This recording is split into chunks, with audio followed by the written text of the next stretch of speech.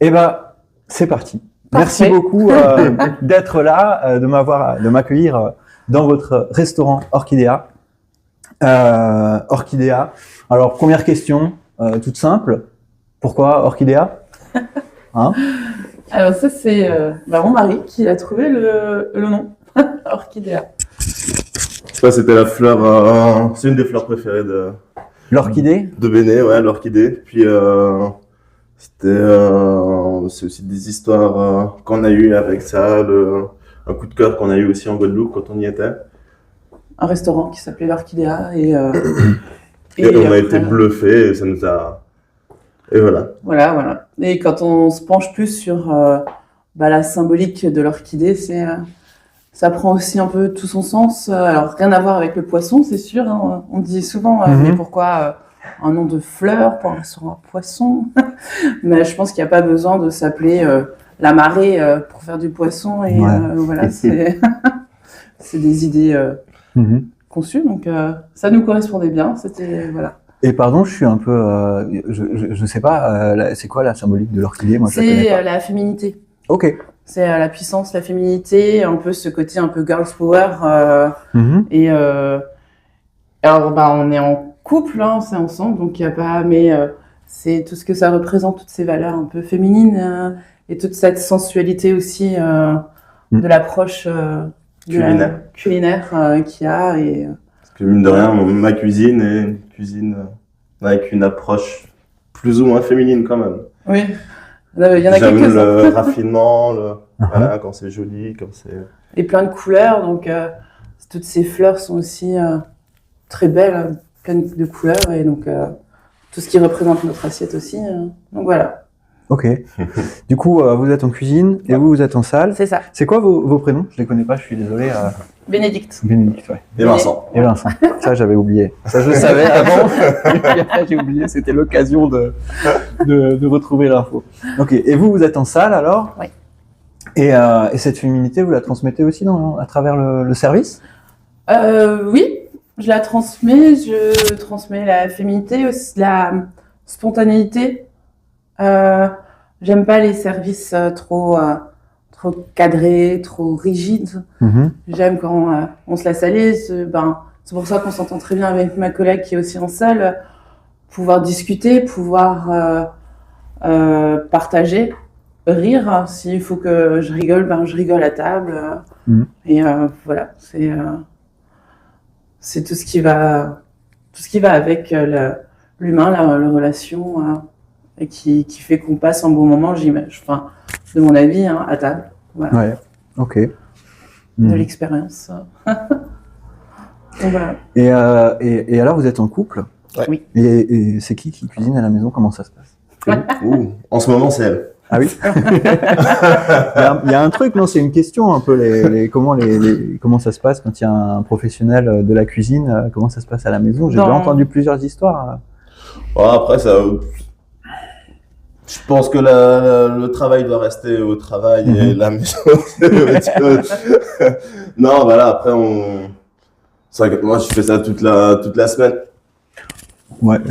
Attendez, je le remets. Il est tombé là. Hop. Ah, il y a un truc qui tombe. Incident technique. On voulait de l'authenticité, on en a là. Ah, voilà. Voilà. Et voilà. Essayez de faire un peu attention. Je de pas me trop, touche plus le torse. Voilà. Voilà, c'est beau.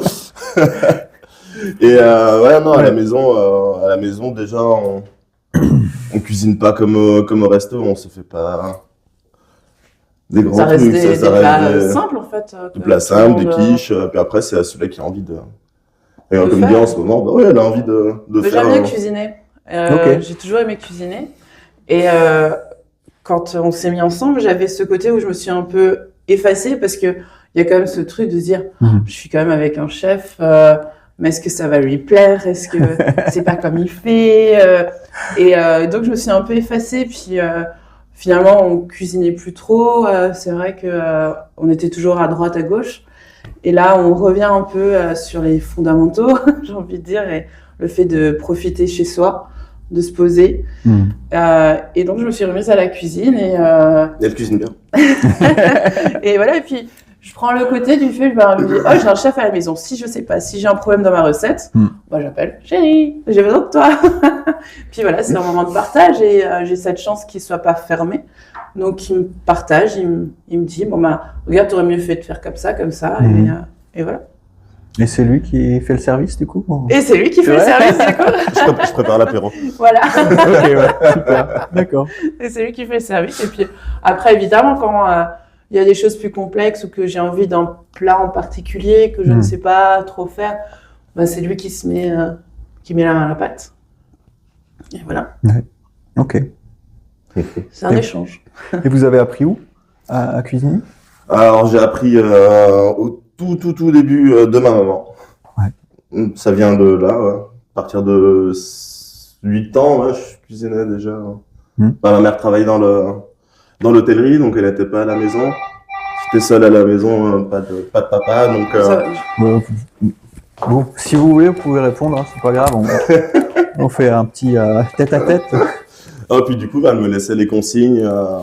Voilà, tu chauffes la poêle, tu mets l'huile, tu mets le steak, tu le laisses tant et tant de temps, tu le retournes. Et voilà, puis je me faisais à manger, quoi. Donc, d'accord. Et c'était quoi comme cuisine? Du coup, le steak, c'était... Ah, c'était des trucs simples, hein. À cet âge-là, c'était des trucs simples. C'était des steaks, des pâtes, cuire du riz, des pommes de terre. Et c'était à Strasbourg? Non, c'était à Saint-Louis. D'accord. On habitait à Saint-Louis. Saint-Louis, sud de l'Alsace, à côté de Valais, quoi. Ok, à la frontière. D'accord, ok. Et vous vous êtes rencontrés où? Alors, on s'est rencontrés dans le restaurant où on travaillait tous les deux. deux. On travaillait, ouais, à la Villa Casella. Ah oui, ok. On peut dire les noms. Hein. Bah, vous dites ce que vous voulez. Okay. À la Villa En Casella. gros, je crois que vous n'avez pas le droit de... qu'est-ce que vous avez... Enfin, je vous conseille d'éviter d'avouer si vous avez braqué une banque, par exemple. Okay. En gros, c'est un peu ça les règles. Hein. Sinon, il n'y a pas grand-chose que je découvre. Okay. Le Crédit Lyonnais, c'est pas moi. Mais la Villa Casella, je connais pas. C'est rue du Pont. C'est en face de Croisier Europe. Ok. Sur la petite place. Rue du Pont. J'ai l'impression que vous parlez à Strasbourg. Ouais. C'est moi. Ok. Il y a le tram là qui passe. La rue de la Division Leclerc, puis vous avez Croisier Europe. Et juste en face, il y a une place. À l'époque, il y avait un magasin d'équitation. Ok. Parce que c'était le seul à Strasbourg, du coup. Ouais, non, c'est vrai. J'avais pas encore de filles qui faisaient de l'équitation à l'époque, alors je l'ai pas vu passer. Ah, c'est marrant ça, j'ai l'impression que vous parlez d'une ville que je connais pas. Du Benise derrière. Du Benise, ouais, ça je vois. Bah voilà. Ah, j'ai fait du karaoké, il me semble. Voilà. Ok. Et vous êtes rencontrés là-bas, et puis vous avez eu envie, du coup, plus tard, d'ouvrir votre restaurant? C'était un projet... Bah, rapidement, en fait. Ça s'est fait... Enfin, l'idée, c'était naturel. On avait de l'ambition tous les deux. On voulait avoir quelque chose. On s'était dit, on veut pas rester dans ce côté employé, enfin, évoluer. Et on voulait, nous, notre affaire, montrer ce qu'on sait faire. Malheureusement, il y a le Covid qui est arrivé. Ouais. Et du coup, on a dit, bon, c'est peut-être pas le moment. On va éviter. Donc, on a continué. On s'est dit, on prend l'expérience encore. Et on a attendu la fin, tranquillement, du Covid, le temps que vraiment tout se remette en place correctement. J'ai envie de dire. Et puis voilà. Le temps de trouver un local, faire les recherches, toutes les démarches qui sont longues. Et voilà. Et 2023, c'est arrivé. Mercredi dernier, j'ai interviewé Laure de Madame Café à Schiltigheim, qui elle m'a parlé du Covid aussi, mais elle a acheté juste avant. Ah, ouais. Donc c'était encore une autre affaire, quoi. Ouais, une autre affaire, ouais, ça devait être assez compliqué. Elle a dû gérer ça. Ouais. Mais bon, vous regarderez le podcast. Bon. On a commencé à regarder le début déjà. Voilà, ok, ouais. Donc, nous, on a préféré attendre. Vraiment, on s'est dit, on attend tout. Ouais, elle aurait préféré aussi, je pense, à mon avis. Donc, voilà, on a joué la prudence là-dessus. Ouais. On s'est dit, on n'est plus à 2 ans ou 3 ans près en soi. Mais bon, ça nous a servi, les deux. Ouais. Ce délai ça a permis encore de voir d'autres choses. De peaufiner ce qu'on voulait faire vraiment. Donc, puis du coup, quand on a trouvé le local, tout était là, tout était dans notre tête, donc on n'avait plus qu'à, en fait. Donc, ouais, ok. Ça allait vite après. Ouais. C'est effrayant, mais C'est vrai? Ouais. Enfin, moi, ça m'a effrayé de dire, de savoir si le concept va plaire, en fait, si ça va marcher, si est-ce qu'on s'est planté totalement ou pas. Mais vous aviez quand même un peu vérifié avant ou pas? C'est possible de vérifier un petit peu avant un concept de restaurant? Oui, il y a toujours ce côté d'études de marché, qu'est-ce qui se fait ailleurs. Et, mais bon, pour nous, on était un peu poisson sur Strass, il n'y a pas vraiment. Donc, mais c'était à savoir, est-ce qu'il n'y a pas parce que personne n'aime ou il n'y a pas parce que ça ne fonctionne pas. Donc ça, c'était un peu... Et du coup, ça fonctionne. Mais du coup, ça fonctionne. Vous êtes bien. Voilà. Vous avez encore peur un peu? Toujours. Après, il y a toujours cette crainte que ça s'essouffle. Hein. Donc, toujours rester sur le qui-vive, toujours être à renouveler, à dire non, il faut avancer et voilà. Mais le monde est là, donc ils reviennent, ils sont contents, c'est surtout ça qui fait plaisir. Moi, je viens toujours vous livrer le matin. Vous êtes ouvert le soir aussi? Oui. Ouais. Ok. C'est un truc avec les restaurants où j'ai l'impression que, comme en tant qu'employé, c'est un métier déjà contraignant. Quand on est employé, j'ai l'impression que il y en a qui arrivent à se débrouiller pour offrir des conditions de travail un peu plus pas acceptables, mais plus faciles à leurs employés. Mais en gros, c'est souvent quand même difficile d'être employé. Alors du coup, de franchir le pas, je vois bien pourquoi on peut se dire. J'ai déjà les contraintes de quelqu'un qui a son propre restaurant. En gros, je travaille beaucoup, je travaille le midi et le soir, j'ai ma pause de midi. Pourquoi pas, tant qu'à faire. C'est pire. C'est pire de quoi? D'être patron. C'est vrai? C'est pire. Ah, bien sûr. Bien sûr. Avant, je faisais beaucoup d'heures, mais voilà. Là, c'est beaucoup plus. C'est bien. Là, j'en fais beaucoup plus et c'est plus compliqué. La responsabilité n'est pas la même. Là, on est engagé de partout, quoi. On fait encore plus attention, quoi. Puis justement, on entraîne l'équipe. Donc on a cette responsabilité de l'équipe en plus que on peut avoir quand on est chef de cuisine ou responsable de salle, ça oui, mais pas de la même façon. En fait. Donc c'est différent, on se sent l'investissement n'est plus le même. Il est total. C'est sûr. Il est total. C'est même pendant les vacances, on pense au resto. Je comprends bien. Moi-même, j'ai aussi du mal à arrêter d'y penser. Hein. Mais bon, moi, je suis très content. Hein, quand même. Je sais pas, j'ai l'impression que vous aussi. Oui. Non, on est content, mais après, on peut pas comparer une vie d'employé, une vie de patron. C'est clair. Incomparable. C'est pas la même chose. Non, c'est pas la même chose. Je veux dire, demain, tac, je me foule la cheville, allô patron, désolé, je viens pas demain, quoi. C'est vrai. Là, demain, je serai là. Sur un pied, mais je le ferai, quoi. Parce que je n'aurai pas le choix. Vous avez vu cette vidéo que j'ai vu passer sur internet d'un chef qui a eu un problème, je crois, à la moelle épinière et du coup qui est en partie paralysé et qui s'est construit un système avec un système coulissant de rails comme ça, un truc incroyable pour pouvoir faire tous les mouvements dans sa cuisine pour pouvoir continuer à cuisiner dans sa cuisine professionnelle. Je pensais de l'avoir envoyé. Je l'ai vu passer. C'est rassurant au cas où vous avez l'accident. Non, c'était l'idée, c'est impressionnant en fait. La volonté. C'est puis la volonté et puis du coup cet amour de la cuisine de dire moi j'aime cuisiner, peu importe. Et j'arrête pas. Bon après c'est peut-être juste son travail. Il faut aussi peut-être qu'il gagne sa vie aussi. Ça aussi. Après c'est pas que le fait d'aimer cuisiner, c'est le fait d'aimer procurer du plaisir et de faire partager. C'est ça qui est intéressant dans la cuisine. C'est pas forcément la cuisine en elle-même, c'est le partage. C'est ça qui est. Pour ça qu'on est aussi. Parce que des fois, quand on fait quelque chose qui est pas top et que la personne elle est déçue, ça vexe. Parce que nous, ce qu'on veut, c'est faire plaisir et on fait pas plaisir. Mais au contraire, c'est un grand plaisir de nourrir les gens, de les voir manger notre œuvre. De les voir la première cuillère, quand ils font... Voilà, quand ils sont... Voilà, il y a des mimiques et quand on voit comme ça, c'est agréable, ça fait plaisir, ça fait chaud au cœur, quoi. Alors quand on ramène les assiettes, puis que les assiettes elles sont plus propres qu'au début, quoi, ça fait plaisir. Ah, pour les ranger directement. Là. C'est agréable.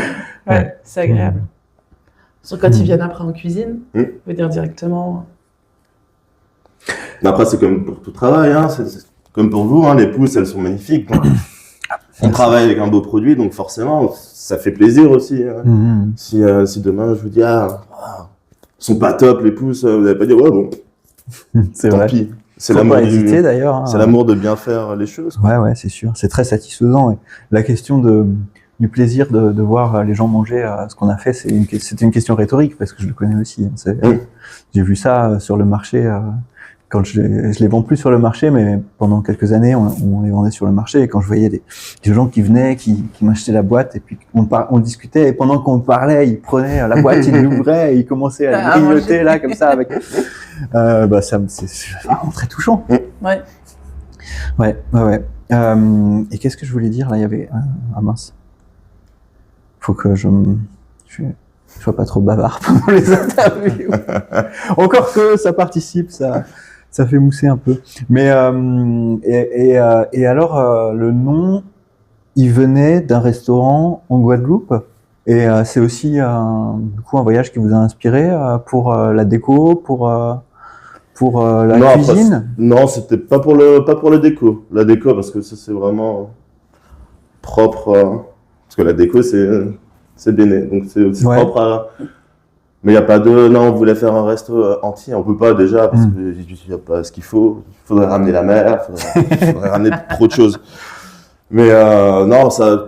Après, c'était on a trouvé ça beau dans le sens où... c'est un resto. C'était un des meilleurs restos de l'île et il faisait une cuisine italienne. Ah oui, ok. Sur l'île. Donc voilà, et là-bas, on avait mangé, je me souviens, on avait pris un bar... en plat, il y avait un bar avec un caviar d'aubergine en dessous et... des choses comme ça, des choses que je faisais à la villa. Ok. Mais là-bas, c'était présenté en mode un macaron. Donc c'était vraiment joli, soigné, quoi. Et mais non, après, ce qu'on a découvert là-bas, c'est vraiment les goûts. Les goûts de là-bas, les épices. Tous ces poissons qu'ils ont. Le thazar, le marlin. Alors qu'ici, on ne connaît pas, mais c'est des poissons qui ont un goût, une chair... énorme. Quoi. Ouais, fabuleux. C'est ça, on a découvert là-bas. Ok. Mais on peut pas ramener tout ici.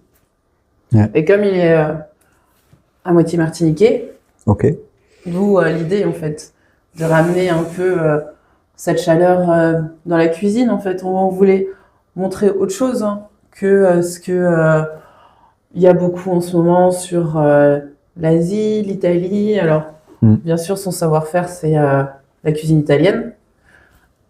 Donc on a dit on reste là-dessus, mais on part un peu, on fait un mix quoi. Ok, ah d'accord. Cuisine italienne. Ça, je ne savais pas.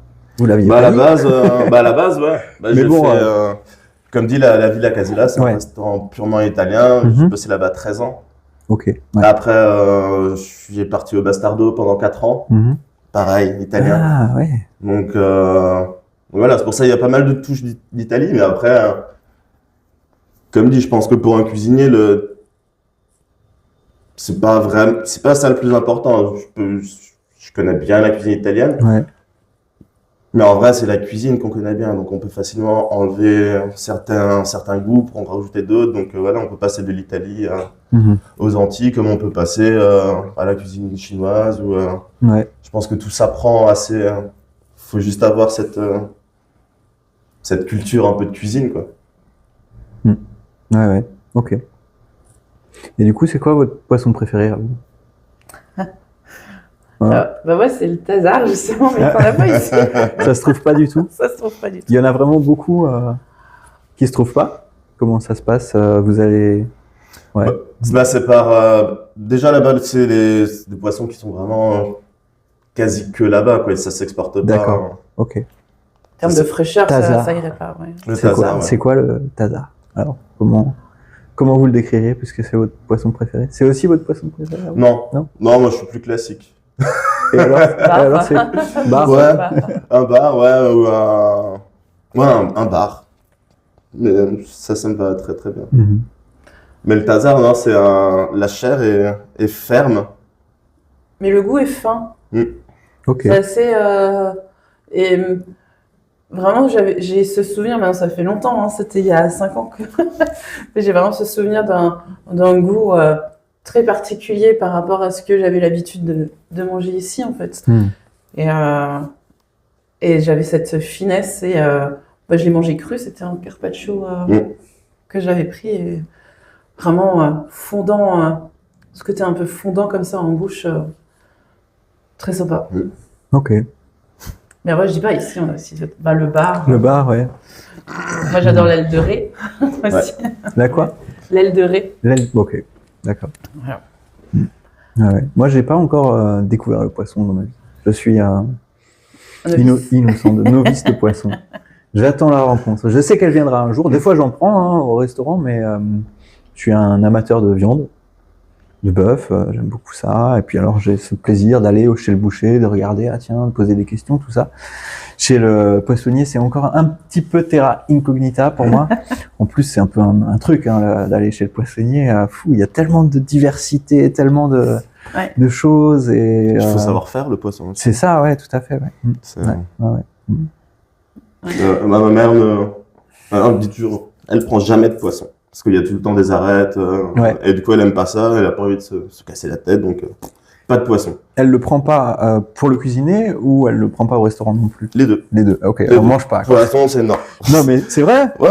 Mais elle vient Pour jamais le poisson, manger c'est ici non. alors? Mais du coup, depuis qu'on a ouvert, elle vient.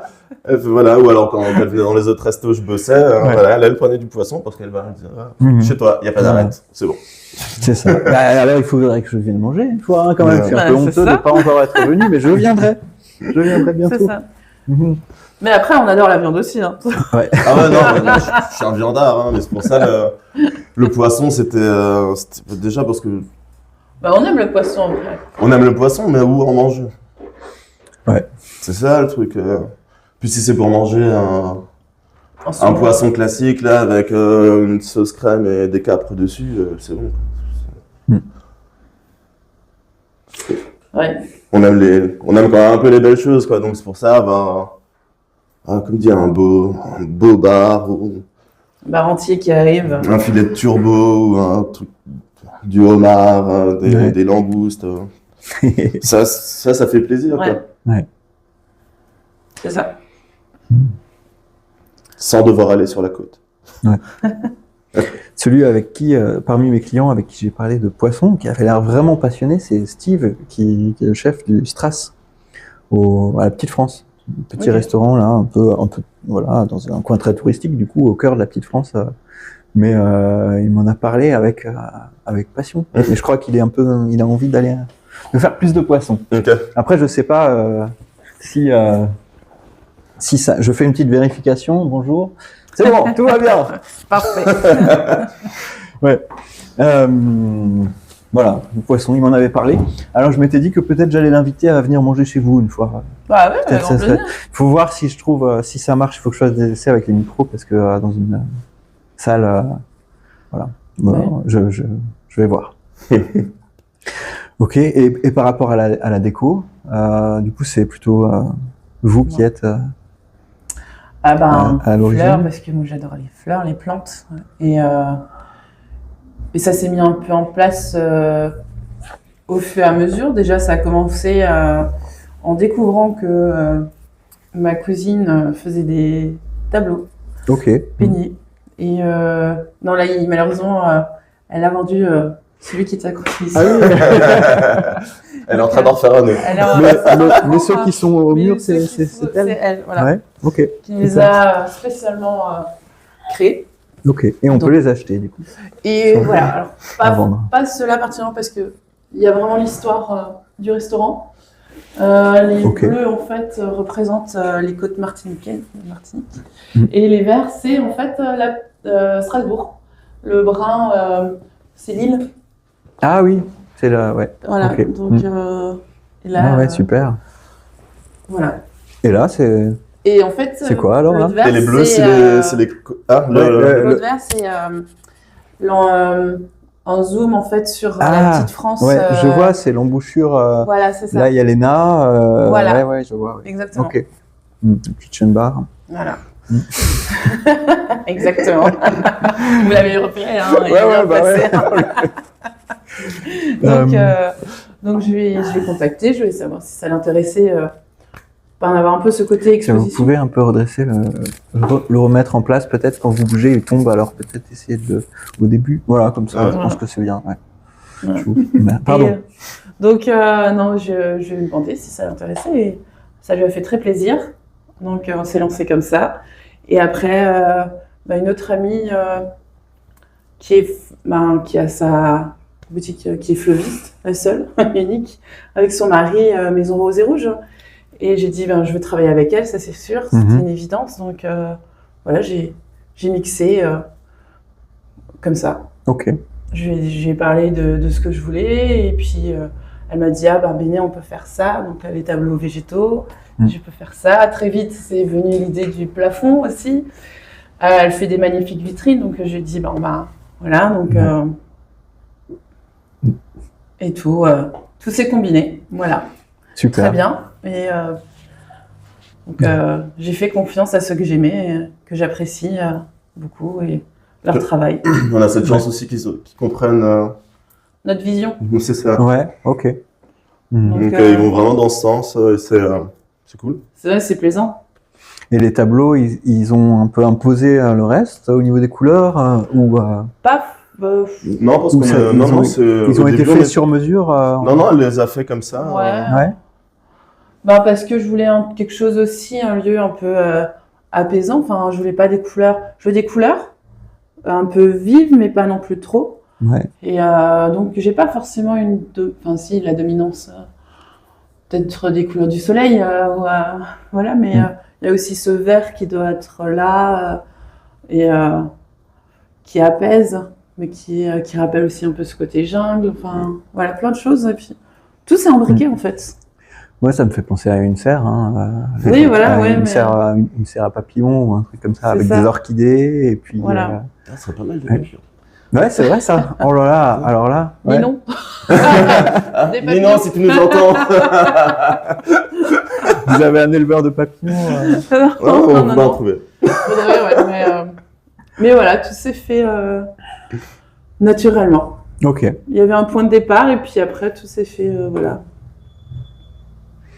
C'est marquant aussi, je trouve, que je sais pas ce que vous en pensez, mais que vous faites aussi partie un petit peu vous allez bien avec le décor.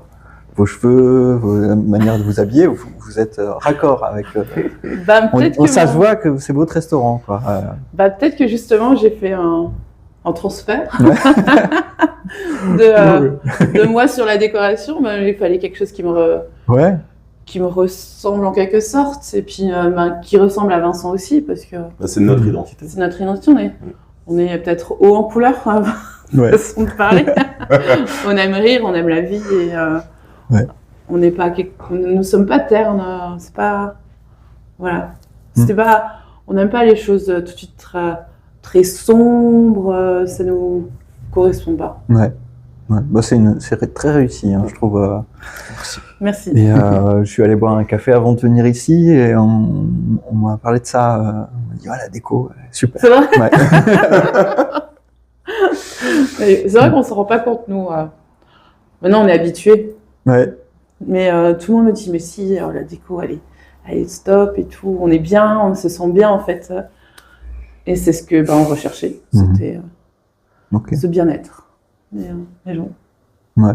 Du coup, pour y revenir, j'aimerais bien qu'on parle encore un petit peu de ce que ça vous fait d'avoir votre propre restaurant, d'être à votre compte, tout ça. Vous avez des projets pour l'année, pour les années qui viennent, ou vous avez envie de vous poser? C'est quoi votre dynamique Alors cette année, c'est de se poser, vraiment, de s'ancrer, vraiment. Et oui, des projets, évidemment. Enfin, il en faut. Vous voulez raconter un peu quelque chose Déjà, le projet le plus rapide, ce serait vraiment d'agrandir le resto, mais d'utiliser, du coup, on a la petite salle à l'arrière, où on n'a qu'une table de deux. Et c'est dommage parce qu'on pourrait en faire vraiment une petite salle très cosy, très sympa et l'agrandir en fait, pour que les gens puissent. Parce que le midi, c'est vrai qu'on refuse quand même du monde et moi, ça me fait toujours de la peine de refuser. Surtout, on entend au téléphone la déception. Quel bonheur. Oui, ça fait plaisir, mais en même temps, je rase. Et puis, le soir, les week-ends aussi. Et puis, nous, on veut pas rentrer dans ce double service, comme beaucoup parce qu'on veut que les gens, s'ils viennent à 19h et qu'ils veulent partir à 23h, soit qu'ils le fassent. Enfin, je veux vraiment ce côté, comme au salon, comme si on était chez quelqu'un. Donc, j'ai pas envie de leur imposer 2 heures. En termes de chiffres, c'est pas bien. On devrait le faire, mais moi, j'ai envie que les gens ils soient bien. Et qu'ils prennent leur temps. Donc, je trouve ça important. J'aime pas être éjectée comme ça de la table. Surtout que c'est le week-end pour eux, donc ils sont là en mode... ils courent déjà toute la semaine. Ils n'ont pas à se dire là aussi, le week-end, on doit manger en 2h30. Vite, dépêchons-nous de choisir et tout. Donc, non, ça, je trouve ça triste. Voilà. Donc, s'ils peuvent avoir un petit temps hors du temps chez nous, c'est bien. Et un autre projet, voir pour peut-être de l'emporter, se faire un petit local, magasin de ceviche à emporter. Voilà. Mais ça, c'est encore projet à voir. Parce que bon, comme dit, la différence entre patronat et salariat, c'est que là, on doit être ici. Donc, si on ouvre quelque chose d'autre, ça veut dire qu'il faut remplacer. Ça s'organise, ça se fait pas sur un coup. Et puis, ça s'organise. Mais ça serait ici alors, le magasin? Non, ce serait justement un autre local. Super, d'accord. Enfin, l'idéal, ce serait en face. Ou là, trouver quelque chose pas trop loin, rapidement. Mais c'est sûr que si c'est genre à la Cruteno ou quelque chose comme ça. Il y a aussi plein d'étudiants et tout ça où ça peut être intéressant. Mais quand même, il faut trouver le personnel de confiance parce que ça reste nos bébés, ça reste donc on veut pas confier ça à n'importe qui. Et comme dit là, c'est vraiment on en parle, un projet pour du futur. On sait qu'il y a des choses de possibles à faire qu'on peut concrétiser en y réfléchissant et voilà. Et je pense que c'est ce qu'il faut pour avancer. Il faut des projets, il faut des petits projets, des choses un peu en tête. Je voudrais bien sponsoriser le Racing, mais... non. C'était mon projet à terme, mais... ça aurait été bien. Pour RCS aussi. Alors, IDEA. Et puis, on va changer la déco. Partout. Tout en bleu ciel. Voilà. Il va falloir faire une petite réunion. Un petit brainstorming. Voilà. Le projet, c'est vrai que c'est... c'est ce qui fait avancer. Oui. Après, il faut voir qu'est-ce qui est réalisable, pas réalisable. C'est sûr. C'était hier, on regardait, je sais plus, un truc à la télé, et ça parlait justement d'un pâtissier. Il a fait sa pâtisserie, et ensuite il en a fait une deuxième, puis après une troisième, puis il en a fait une chaîne, et maintenant il en a 90. 26. 26. 26. Et puis elle dit, t'as vu, ça pourrait être pas mal, ça. Bravo. Et ben voilà. J'hésite tant qu'à faire, autant voir tout de suite. Non, mais je comprends. Un très grand futur, tout de suite très grand, voilà. J'ai aussi des projets qui s'emballent vite. Moi, j'aimerais bien aussi développer quelque chose comme ça un jour. Mais du coup, c'est aussi pour parler de ça que je suis là avec vous et que j'ai ce projet pour un peu voir comment on fait ça. Pourquoi vous le faites pas? Alors, pourquoi vous lui dites pas à Vincent? Écoute Vincent, en fait on le fait, et puis c'est tout. Parce qu'il faut des moyens déjà au tout début. Il faut des moyens, C'est pour ça on veut d'abord s'ancrer, ça fait qu'1 an et demi qu'on est ouvert en vrai, c'est jeune. Ah oui. Là ce serait prétentieux de dire, on va faire ça. Là, comme dit, même ne serait-ce qu'un petit magasin ouvert comme ça, c'est dans 3, 4. Oui, dans 3 ans. Voilà, là, c'est. Ouais. Je vais d'abord vraiment ancrer ici le 6 rue du Faubourg de Pierre, vraiment comme adresse. Ouais. Et après, on verra. Ça fait qu'1 an et demi. Donc, mais je trouve que c'est déjà bien d'avoir des idées 1 an et demi. Oui, clair, c'est ouais, vrai, de c'est pas vrai. se fermer. Je veux dire, Mm. ça montre aussi qu'on y croit à notre affaire. Ouais, tout à fait. Ouais. C'est Donc, vrai. Des fois, j'ai un peu peur de. Enfin, moi, j'ai toujours plein d'idées, j'ai plein d'ambitions, mais des fois, j'ai un peu peur d'aller lentement et d'essayer d'être raisonnable par je pense, par peur ouais, de me c'est lancer, ça, quoi. ouais. Mais bon, 1 an et demi, c'est quand même vraiment. Ça va. Moi, ça fait 7 ans que je fais mes pouces. Et du coup, début mars, on part en week-end à Paris. Et avec mon épouse. Et puis, je vais ramener des pouces. Je vais faire un peu de démarchage pour voir si ça les intéresse. Bah, c'est bien. Ouais. Mhm. Parce que justement, rien je d'y faisais. penser, Je faisais la réflexion à Vincent, je fais, mais parce qu'on regardait une émission culinaire, enfin je sais plus comment, bref, et je voyais encore les décos avec la crème de balsamique ou du persil et autres. Et je me dis, mais ils ont pas les petites pousses comme nous on a, qui sont tellement plus jolies, là, comme ça, c'est tout ce volume, c'est tellement beau et tout, et puis c'est bon, voilà, ça apporte quelque chose. Le persil, la ciboulette, on connaît. Mhm. Et, voilà, c'est traditionnel. Mhm. Et il me disait, nous, il est local, enfin, c'est pas sûr qu'à Paris ou dans les autres villes, Ouais. il y ait aussi cette culture de micro-pousses. Ouais, il y en a aussi, mais. Il y en a, mais après, il faut Ouais. trouver aussi les fournisseurs. Hein. Mhm. Ouais, c'est Ouais. vrai, ouais. Ouais. Moi, j'ai de la chance de vous avoir, vous, mais sinon, avant, c'était. J'allais à la métro. Ouais. Alors, sinon, je me faisais livrer par Sapam ou des trucs comme ça, quoi. Mhm. Mais ça coûtait aussi super. Enfin, c'était un budget dans l'assiette. Hein. Ouais. Et puis, c'est pas toujours une qualité top. Là, on a un produit qui est bien, qui est stable. Merci. Donc, Moi, je suis aussi content d'être là. puis en plus, on a eu de la chance cette fournir année-là, ça. on a pris les vacances en même temps. Donc, comme Ah ça, oui, c'est vrai. Ah, ouais. j'étais tranquille. Il y a quand même un peu, il y a des conventions hein, dans le monde des restaurants. J'ai pas choisi mes dates de vacances au hasard. Hein, parce que les premières années, je me suis retrouvé là, le bec dans l'eau, avec 80% des restaurants. Ah bah ouais. Fermé, Donc ouais. j'ai mes habitudes maintenant de rester ouvert pour les fêtes, par exemple, pour Noël et Nouvel An. Je me suis rendu compte que c'était vraiment pas Oui. pas rentable, quoi. Et c'est un peu triste de devoir travailler cette période-là, alors que C'est ça, oui. tout le monde ferme.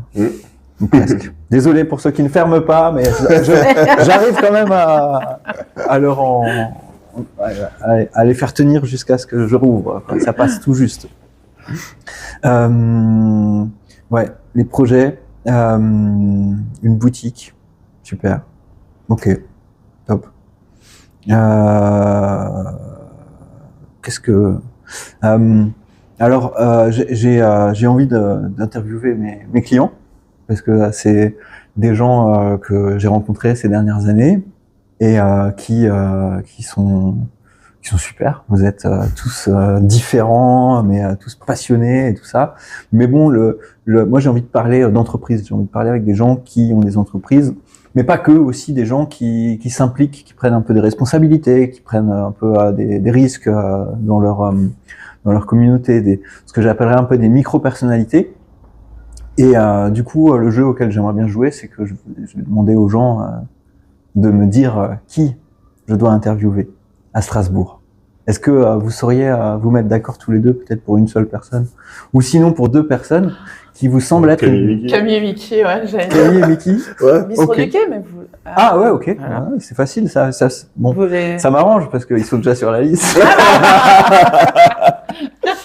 Vous êtes amis, du coup vous les connaissez les... Oui. Oui, c'est des amis, ouais. D'accord, ok. Très bon. Ils ont ouvert, mais alors ils ont ouvert à peu près en même Ah, temps, ils ont ouvert un peu avant. Ouais, 7 mois, ouais, 6 mois avant nous, ouais. Et vous étiez comme ça, préparer votre projet, en parler avant, alors tous les 4 Non, même pas forcément. Ok. On s'en parlait. On s'en parlait. Mais, Voilà, on savait, on connaissait nos projets, quoi. Donc, on voilà, était quand amis avant, en fait. Donc, finalement, on se voyait. Maintenant, c'est vrai que c'est plaisant. On parle de nos entreprises, c'est vrai que. Mais pas que. Donc voilà. On parle de nos difficultés. Ça rassure de se dire. Finalement, il n'y a pas que nous qui avons. Ça emmerde certains trucs. Bah, c'est cool de pouvoir parler de ces problèmes avec quelqu'un qui vit quasiment la même chose, quoi. Donc, c'est vrai que c'est agréable. Puis, on s'aide. On se rend compte qu'on n'est pas les seuls, en fait. Mais vous avez quoi comme problème alors? Ça, c'est intéressant. Ah, bah, sur les réservations, par exemple, les gens qui réservent, qui viennent pas, les mouches. Voilà, donc, parce que c'est aussi pas des gros problèmes, c'est des petits problèmes du quotidien qui en soi se résorbent vite dans la journée. Enfin, moi, je suis pas quelqu'un qui reste fixe là-dessus, donc moi, je passe vite à autre chose. C'est pas. Mais sur l'instant, ou des réflexions de clients en fait qui se croient qui se croient restaurateurs alors qu'ils sont pas, qui n'ont pas cette expérience et qui disent mais moi j'aurais fait comme ça et tout. Et voilà, c'est juste des petits trucs comme ça et donc on s'écrit, lui il m'a énervé. Ça permet de libérer. Voilà, on n'y pense plus. C'est libéré, c'est passé et du coup, la réponse, c'est souvent « Ah ouais, mais nous aussi, moi aussi, là, j'avais ça et ça. » Et puis voilà. C'est tout, c'est pas des gros problèmes. Les gros problèmes, ça va être s'il y a un frigo qui lâche ou ce genre de choses. Ça, c'est propre à tout le monde, à tous les restaurants. Sur la gestion des groupes, par exemple, quand on a un gros groupe, c'est vrai que quand on est employé, on pense pas forcément on se dit « Tiens, voilà, ils ont un menu, on leur fait ça. » Mais en vrai, nous, en tant que patron, il faut qu'on soit raccord sur le prix que c'est censé rapporter, quoi. Et c'est vrai qu'au début on a fait parce qu'on se disait non, faut pas faire trop cher parce que sinon on sait jamais. Et puis au final à la fin on se dit putain mais en fait on a bossé pour pas grand chose. Dis-moi au fait toi comment tu procèdes là, tiens oui c'est vrai que c'est pas bête, puis on s'aide, il y a des petits et comme là sur le marché de Noël, trucs comme ça voilà c'est sur le marché de Noël là, qu'est-ce que t'en penses, les groupes parce qu'on est un petit établissement, on n'a pas beaucoup de place. Est-ce que tu penses qu'on est en droit, de limiter le nombre, d'accepter que jusqu'à 8 et parce que du coup, un groupe de 15 ici, ça me fait la moitié. Et c'est sur un marché de Noël, je veux dire, du coup, ça me prend 15 couverts ou peut-être des touristes ou d'autres personnes auraient voulu venir. C'est plein d'interrogations sur ça, sur la gestion. Il y a une règle par rapport à la taille des groupes et aux revenus? Non, justement. Non, finalement, c'est propre à chacun. Donc, il y a des choses qui ne se font pas tacitement, ne se font pas, on le sait. Ou voilà. Mais maintenant, il y a tout qui change en restauration finalement. Il y a quand même une évolution. Il y a quand même, j'ai même envie de dire, une révolution dans certains trucs en restauration. C'est-à-dire? J'en ai plus sur ce côté classique où les anciens, quand les anciens travaillaient, même en cuisine, c'est plus sur ce côté.